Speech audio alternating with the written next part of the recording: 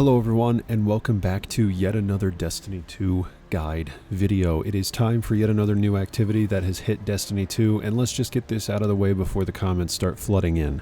Yes, I know Destiny 2 is in a bit of a dry spot. Yes, I know people aren't playing the game as much right now and are more focused on the new game Arc Raiders, but do I care? Not really. I said I was going to continue making guides for Seal Title, so that's what I plan to do until I myself feel like I don't want to do anything with this game anymore, which probably will be a ways out. So let's get into the new activities, sorta, and new loot, also, sorta, as well as the brand new Seal Title. There you go. Hop on into the tower and go speak to Devrim K, who is now stationed at the tower center. He will give you a brand new quest to begin your activities with the Call to Arms event. This event focuses on playing activities to earn competitor points. A high score is converted into competitor points based on scores for all Guardians for each activity. For example, if you do nothing but the salt mines this entire event, you'll get a ton of competitor points for all Guardians based on that one activity.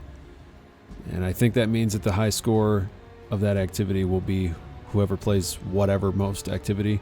So like salt mines might be the most played if you did that. If I'm reading this right, I honestly don't know.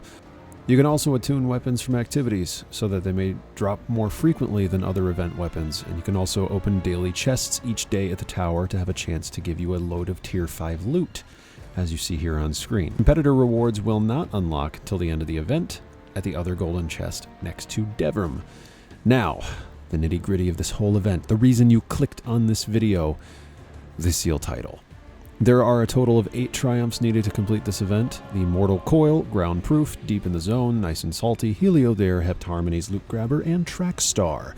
The first 5 triumphs I just named have no difficult things required. Simply complete the Call to Arms variation of the activities: the Coil, Proving Grounds, Zone Control, the Salt Mines, and Heliostat.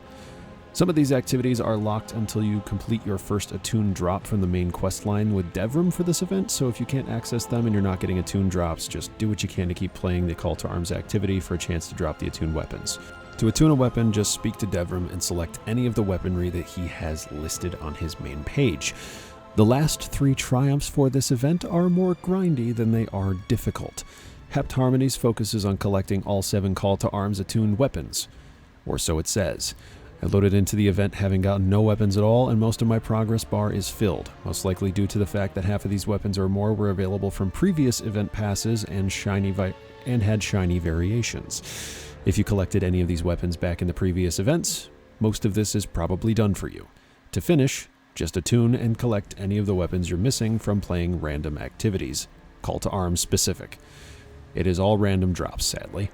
Loot Grabber. This one is time-gated to a 5-day window, so if you're trying to get this one done on the last possible day of the event, I'm sorry. You probably just screwed yourself. Open a chest once for 5 days total during the event, and you can finish this. Finally, the grindiest triumph of them all, the Track Star Triumph, which is simply to complete the event rank track in the event home page. It's much easier to say that's what you've got to do than to actually do it. You need to play any Call to Arms activity over and over and over and over and over and over, complete a ton of dailies and the weekly challenges, and after the long grind and 40 levels of the event pass, you'll be done and you have the Avante Garde Seal. The secret triumph that you see on the 3rd page of the Seal Title is not unlockable until after you complete the Seal Title itself, and is simply a gilding triumph exclusively. To gild, you need to achieve a tier 5 scoring, aka 310 points, by the end of the Call to Arms event.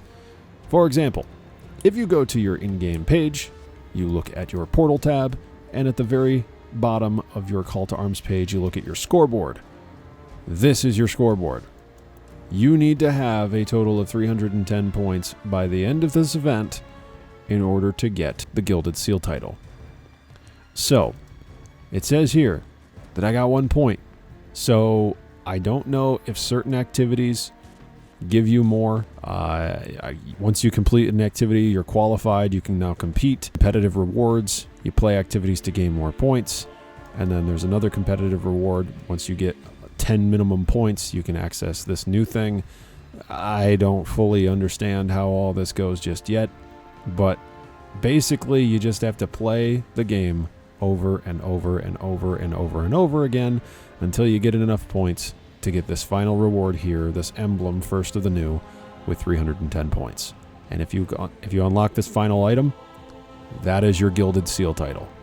So thank you all so much for watching this video. I hope this was helpful in understanding how to play the Call to Arms event in order to get the Seal title unlocked.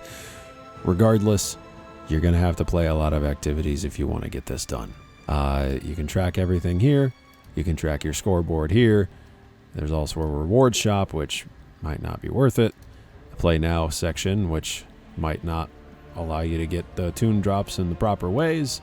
And an overview of everything and all of your 40 event ranks here.